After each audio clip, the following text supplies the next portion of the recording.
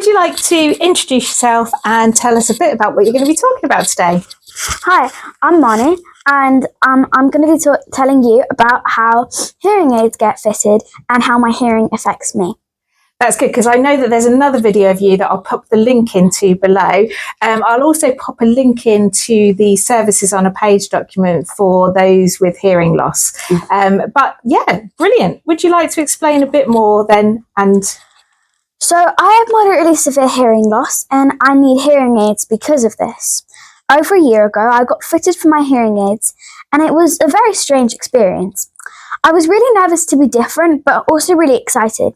They put cotton balls in my ears and they got me to choose the colour I wanted. This can be different in different hospitals though, so don't get your hopes up.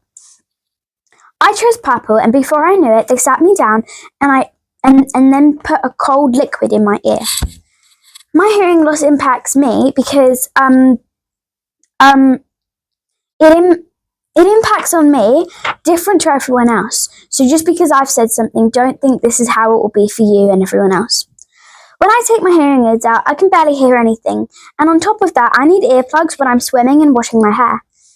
When I went swimming in school, I wouldn't be able to hear them call my name, so a friend of mine would have to tap me on the shoulder so I knew when to get into the swimming pool and how to be safe.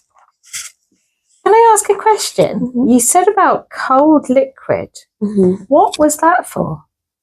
That was the actual, I'm not sure if it's like silicone or something, that the mould of the hearing aid is made out of. And they put a cotton ball in your ear so that silicone doesn't go into your brain and your head.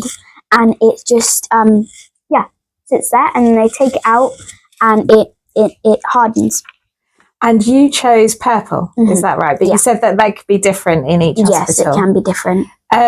And your plugs that you need to put in when you're not using your aids for swimming, are they also fitted?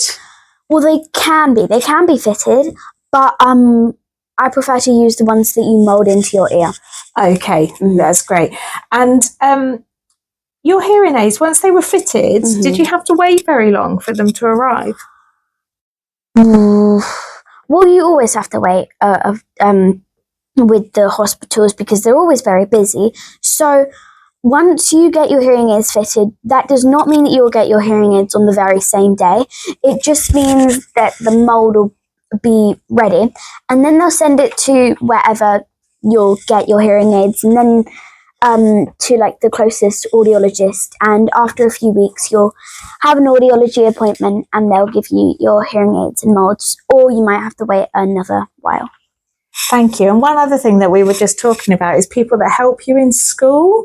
And I know that in your other video you spoke about when you went to a different teacher, it was noticed that you had some difficulties. But who are the really important people in school that you need to talk to about your condition? The important people I need to talk to. So every month or every other month, I have a deaf support teacher. She's called, and she helps me a lot because, like next time we're going to be learning how to read an audiogram so that I can understand what I hear and don't hear in the everyday life. And it's really important that I talk to her and other people who can help me, because I always think it's really good to understand your condition and how it affects you and other people and how to help if something's gone wrong.